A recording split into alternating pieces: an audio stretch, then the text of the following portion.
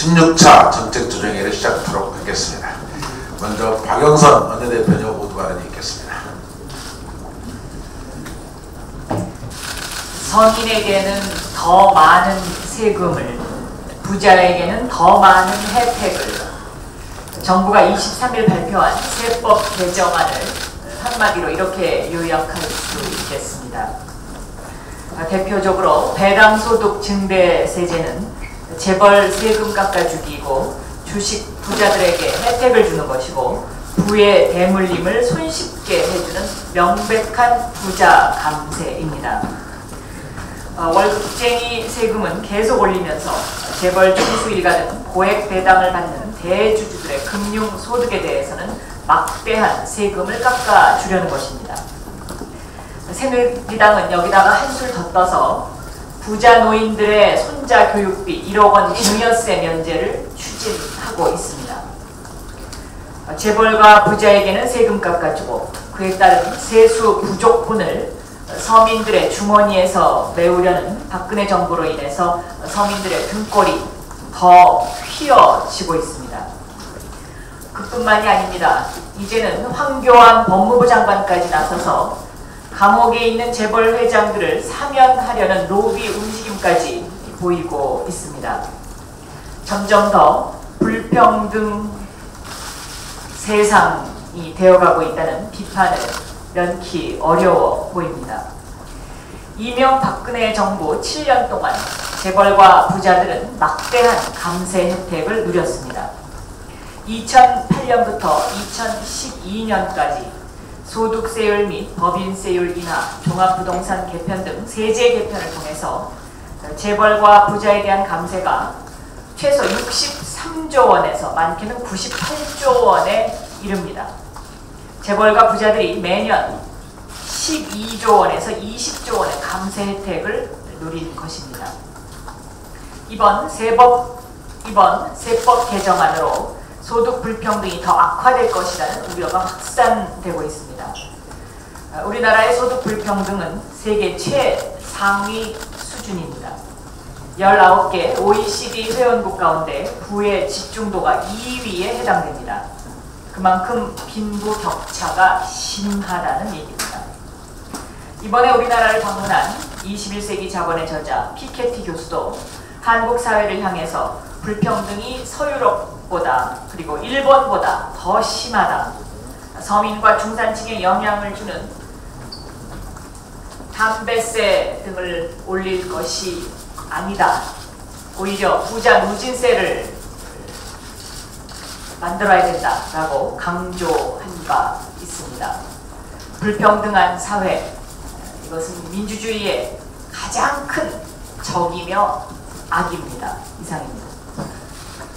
예, 이어서 우리 우영건 정책위원장님의 모두 발언이 있겠습니다. 네, 오늘 아침은 이 피케티에 관한 얘기를 안 할 수가 없습니다. 저도 지난주에 만나서 점심을 같이 한 바가 있습니다. 오늘 아침에 새정치민주연합의 정책위원회 주관으로 토마 피케티 교수가 쓴 21세기 자본론의 해제를 쓰신 이정우 전 참여정부의 정책실장 겸 현 경북대학교 경제학과 교수를 모시고 피케티 현상과 한국의 불평등이라는 주제로 저찬 강연회를 가졌습니다. 여러분이 잘 아시는 바처럼 피케티 교수는 지난 수세기 동안에 미국, 영국, 프랑스 등 경제 선진국들의 경제 성장률을 조사하고 분석한 결과 소득 불평등의 정도가 심각할 정도의 수준에 이르렀다는 점을 실증적으로 밝혀냈습니다. 지난 수세기 동안에 이 자본 수익률은 변함없이 4%, 5% 성장을 유지한 데 반해서 경제 성장률은 평균 1%에서 2% 정도에 불과했다. 그래서 지난 수세기 동안에 이 자본가들이 이 소위 일반 노동자들을 이 경제 성장률의 4배, 5배의 이득을 보고 있었다. 이것이 21세기에서 더 심화될 것이다. 이런 전망을 실증적으로 분석했습니다. 그러면서 그 해법 중에 하나로 이 누진적 소득세율 인상을 대폭 해야 되고 또 세계 자본세라는 것들을 도입하지 않으면 21세기 자본주의의 미래는 암울하다 이런 얘기를 하고 있습니다.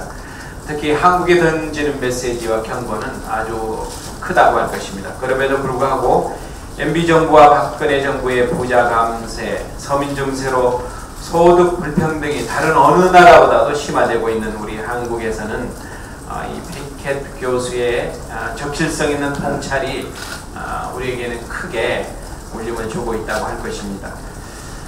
저는 평소 이 권력의 집중과 이 부와 소득의 양극화, 이것이 소위 대한민국의 권력 독점, 또 자본 독점, 또 기회 독점으로 이어지고 있다.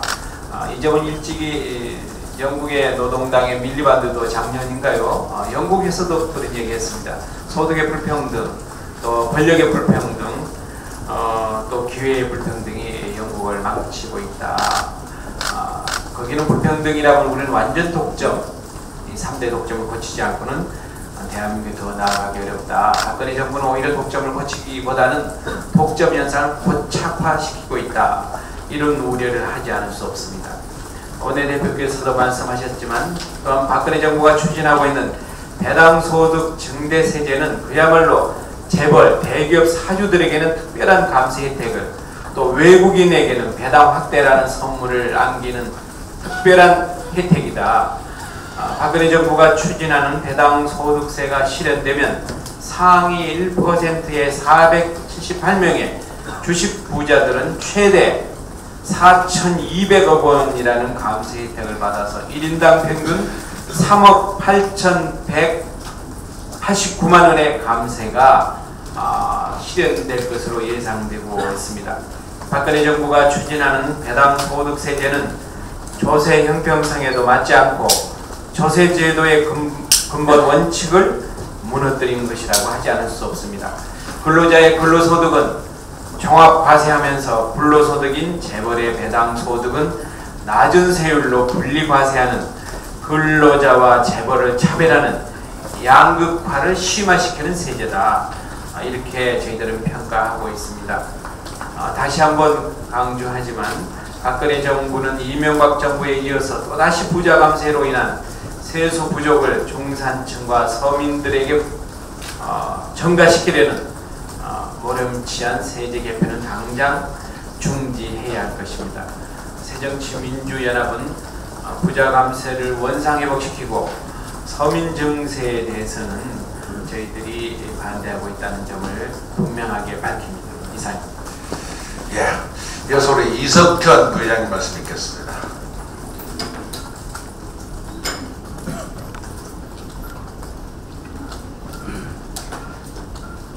어제 오후 제가 정의화 의장에게 26일에는 본회의를 뜻하지 말아달라고 요청을 했습니다. 유족 회장단이 새로 구성되어 우리 당 대표와 어제 만났고 주말에는 여야 간의 깊이 있는 논의가 예상됩니다. 이런 상황에서 안건을 단독 처리하는 것은 협상 분위기에도 좋지 않고 나쁜 선제를 남기게 될 것입니다. 의장께서는 제고하여 주시기를 거듭 요청합니다. 어제 김재윤 의원이 단식을 멈추었고 내일 첫 공판이 열립니다.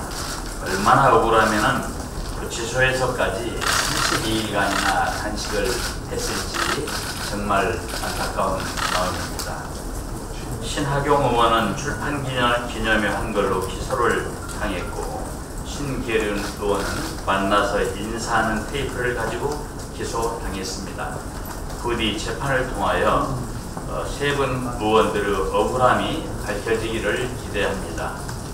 대리기사와 국민에게 사과한 김현 의원은 같은 일로 보수단체에 의해서 폭력행위로 고발되었습니다.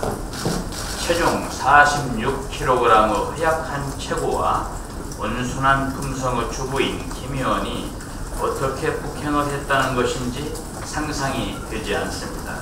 검경의 신중한 태도가 요망됩니다. 이상. 이어서 우리 김영록 우리 소장님의 말씀 듣겠습니다.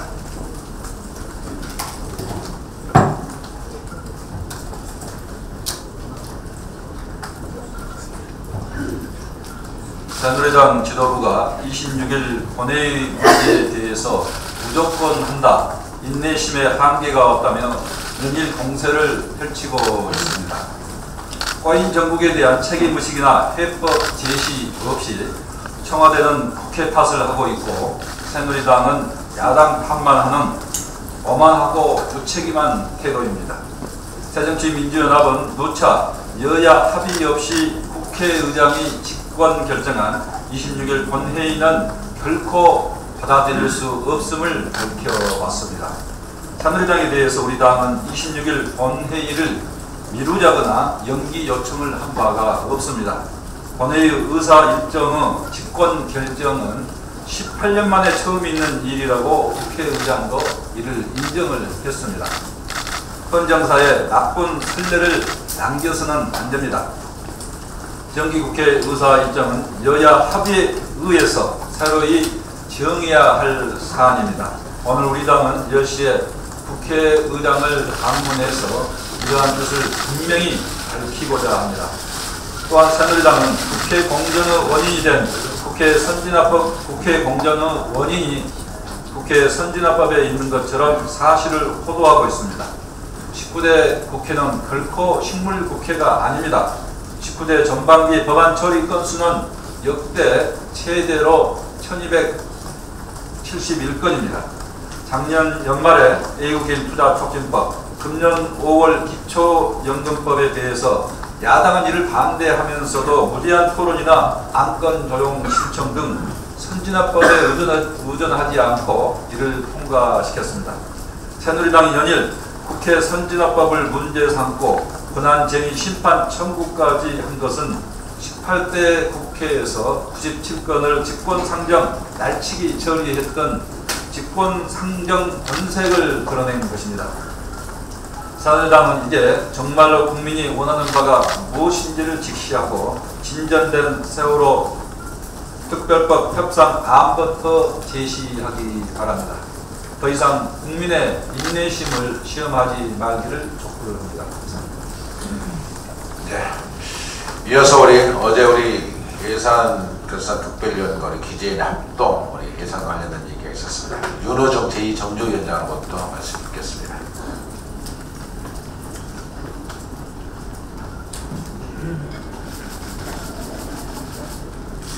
네, 어제 우리 당의 기획개정위원회와 예산결산 특별위원회 위원들이 경실련, 참여연대, 좋은예산센터 등 시민사회와 공동으로 정부의 무책임한 재정 파탄과 서민 증세 정책에 대한 긴급점검 토론회를 가졌습니다. 이 자리에서 우리 당은 담배세, 주민세 인상 등 부자 감세 철회 없이 서민 증세를 추진하는 것에 대해 명백히 반대하는 입장을 정리했고요. 시민사회 역시 저소득층과 지방에 대한 국가재원 배분 비율을 줄이는 이 개별 소비세 도입에 반대한다는 의견을 명확히 했습니다. 예산 측면에서도 재정 파탄과 대규모 적재예산 편성에 대한 책임 없는 부자 감세 반드시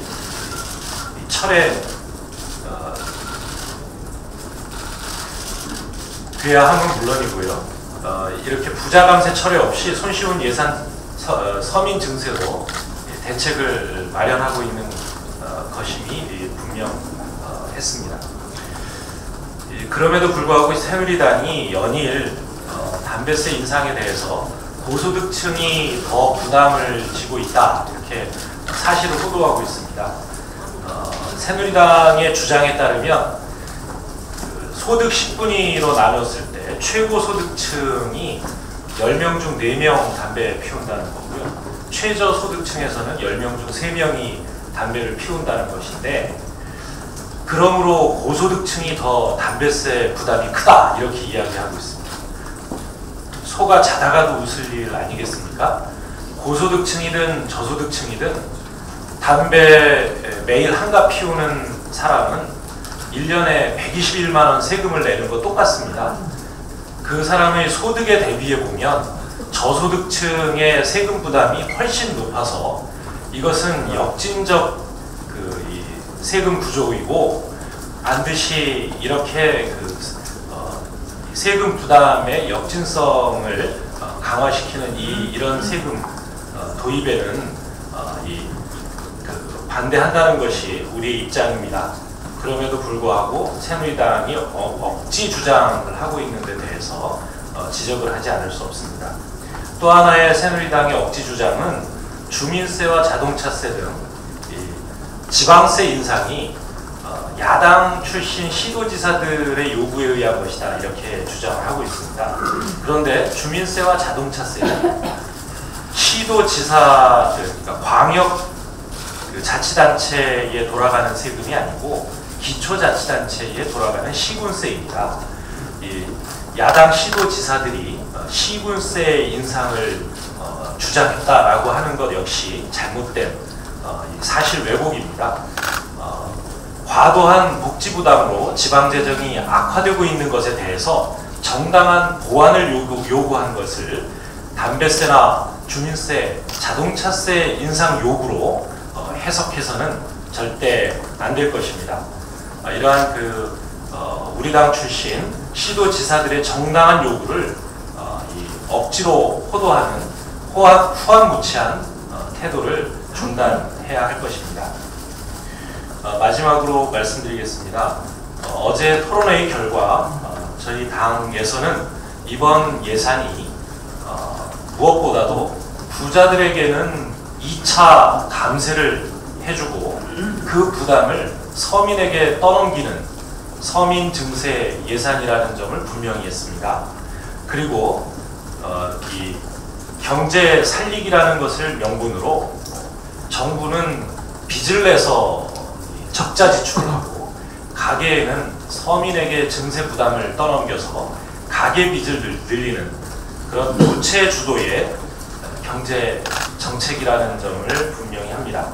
지금이라도 정부와 새누리당은 부채 주도의 경제 성장 정책에서 우리 당이 주장하고 있는 소득 주도의 성장 정책으로 전환할 것을 촉구합니다.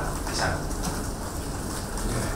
네, 이어서 우리 김성조 제4정부위원장부터 냉남배 예산 위반한다는 부분에서 말씀드리겠습니다. 정부와 여당이 내년도 예산안에 경로당 냉난방비 603억을 전액 삭감한 데 대해 비판하며 새정치민주연합에서 새누리당을 불효 막심 정부이라고 했더니 새누리당에서 발끈하면서 사실을 왜곡했다며 거꾸로 새정치연합을 비난했습니다. 그런데 뭐가 사실 왜곡입니까? 정부의 예산안에 경로당 냉난방비 603억이 포함됐다는 얘기입니까? 당정협의를 거친 경로당 냉난방비 삭감에 대해 새누리당은 어떤 입장이었는지 분명히 밝혀야 합니다. 냉난방비 삭감에 동의해놓고 또 야당 탓입니다. 새정치연합은 지금까지 정부로부터 경로당 냉난방비 삭감에 대해 어떤 사전보고도 받은 적이 없습니다. 새누리당은 이렇게 주장합니다. 경로당 냉난방비 지방이양은 노무현 정부 때 한 것이다. 맞습니다. 참여정부는 2005년 분권 교부세를 도입하고 지방자치단체에 비교적 충분한 재원 지원했습니다.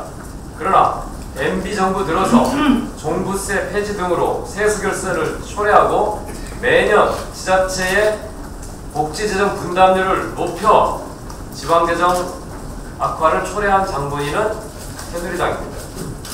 또 새누리당은 노인복지법을 개정했지만 교부세법과 보조금관리 법률 시행령이 개정되지 않았기 때문에 정부 예산 편성안에 반영할 수 없었다고 변명했습니다. 자, 노인복지법을 개정한 것은 2012년 초반입니다. 지금 2년, 3년이 된 동안에 그동안에 정부와 여당 무엇 했습니까? 매년 복지부는 기재부에 경로당 냉난방비를 예산을 신청해 왔는데, 그럼 복지부가 매년 법을 얻어가면서 요청했다는 말입니까? 변명하려면 제대로 변명해야 할 것입니다. 처음에 국고 지원이 있었던 2008년 당시 복지부는 유권 해석을 받았습니다. 비록 집양 이양 사무지만 국고 지원이 가능하다는 해석을 받고 국회에서 합의해서 포함시켰던 것입니다.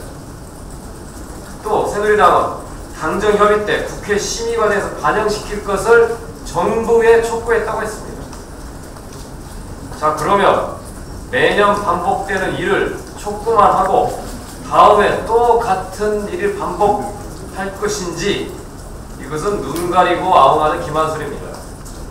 심의 과정에서 반영시켰을 예산을 왜 편성 과정에서는 당정협의를 통해서 포함시키지 않았는지 새누리당은 답해야 합니다.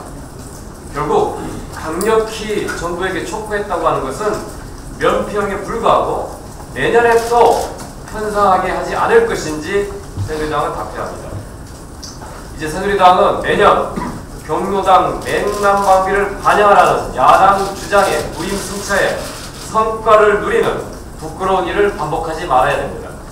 해마다 정부 여당이 경로당 냉난방비를 삭감해왔지만 새정치연합은 지난해에 이어 올해도 삭감된 예산을 반드시 살려내서 주었다 뺏는 기초연금에 이어 매년 뺐다가 막판에 다시 넣기를 반복해 어르신들의 애간장을 태우는 경로당 냉난방비 잔혹사를 끝내겠습니다.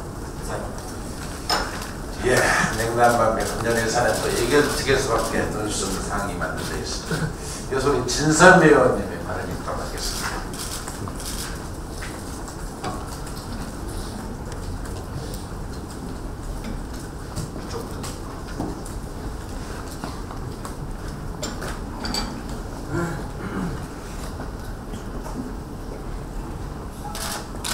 오늘 새벽 박근혜 대통령께서 유엔 총회에서 연설을 하셨더군요. 내용에는 국제평화, 안보, 또 인권 증진, 경제사회 발전 등 참 좋은 내용들이 많았습니다. 그러나 지금 저에게는 그 대통령의 연설은 매우 공허한 메아리로 다가왔습니다. 우리가 처해 있는 대한민국의 현실이 너무나 암울하기 때문입니다. 유엔 총회 연설을 계기로 박근혜 대통령은 우리 국민의 안전과 인권에 대해서도 또 침몰한 민주주의에 대해서도 깊은 성찰을 한 번 더 해주시길 당부드립니다. 정부에서 추진하고 있는 경제 민주화에 역행하는 그 수많은 법안들의 통과를 국회에 압박하시는 그 노력만큼이나 유족들이 동의하는 세월호 특별법의 통과를 위해서 압박해 주실 수는 없는지, 그것이 우리의 욕심인지 반문하고 싶습니다. 오늘 저는 그런 생각을 합니다. 지금 우리에게 필요한 것은 외교에 능한 대통령보다 내교에 능한 대통령이라는 생각입니다. 이상입니다. 네, 대한적십자사 중앙위원회에서 차기 총재로 새누리당 공동 선대위원장을 맡았던 김성주 성주부를 퇴장을 선출했습니다. 대통령 인준을 거쳐서 10월 8일 28대 총재로 취임할 예정입니다.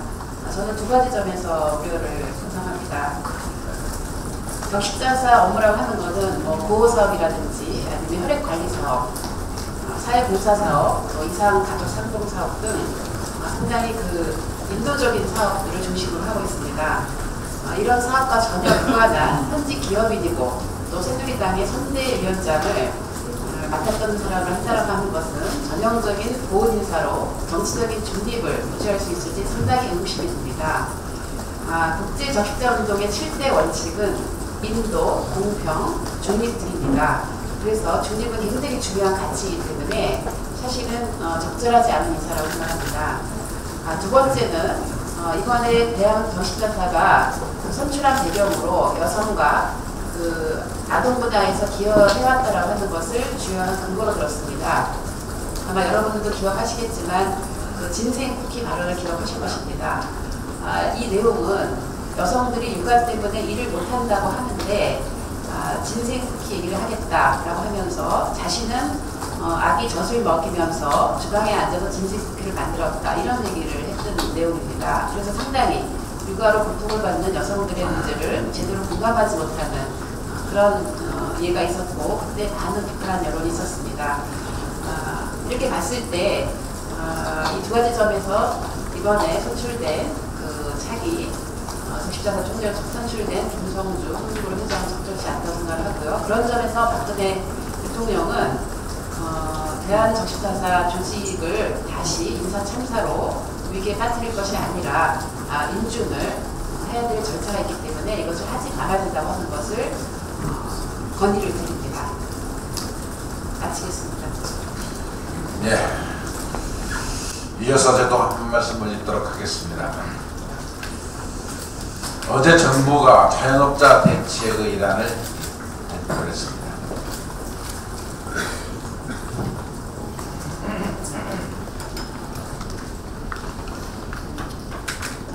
상가 권리금은 법적 보호 방안을 발표를 했습니다. 만시지탄의 여지가 있지만 환영할 만하니까 긍정적으로 평가합니다.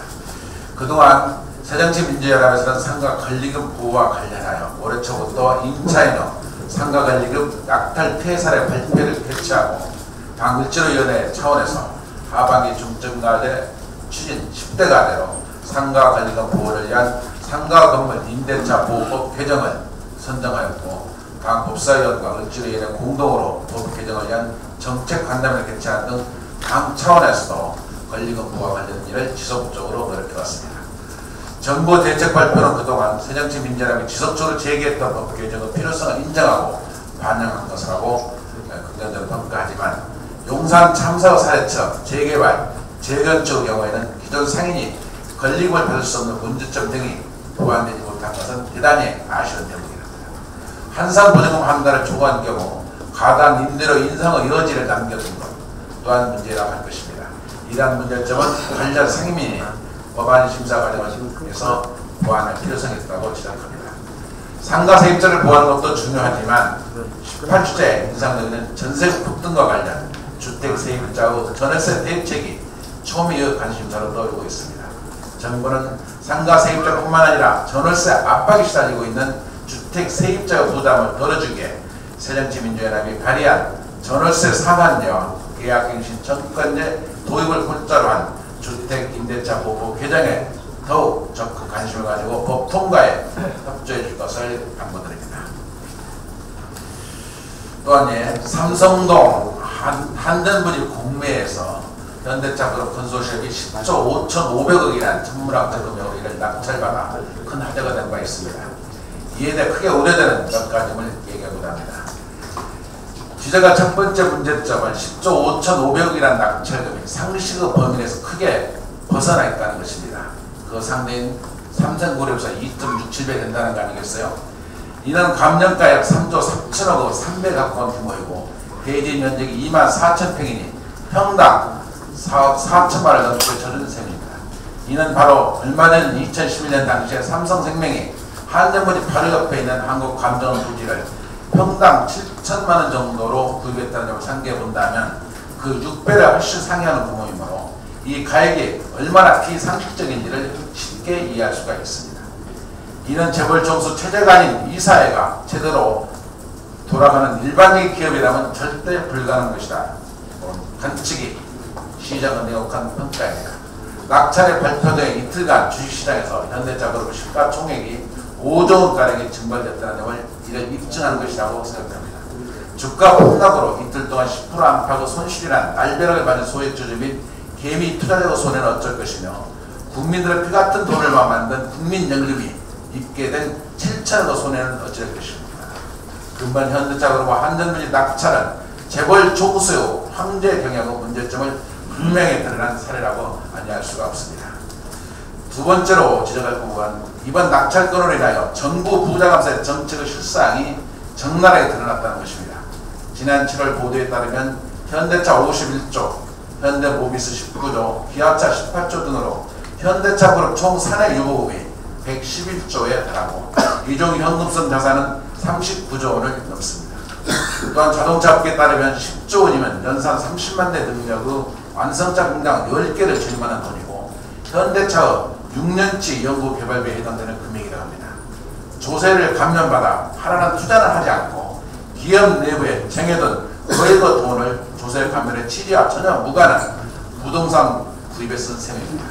이처럼 재벌만 혜택을 보는 부자 감세는 가만히 놔두면서 담배세, 주민세, 자동차세 등의 인상으로 서민들에게 4조 원 이상 걷어들일 것이라고 발표한 바가 있습니다. 박근혜 정부 서민 증세, 부자 감세의 정책 기조를 극명하게 확인할 수 있는 사례라고 할 것입니다.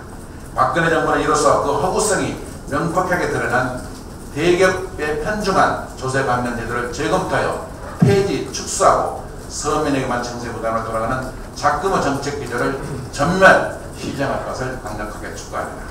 우리 당은 박근혜 정부 부자 감세, 서민 증세, 무대책, 무책임, 반서민 예산을 절대로 자시하자는 것을 밝혀듭니다. 네, 이상입니다.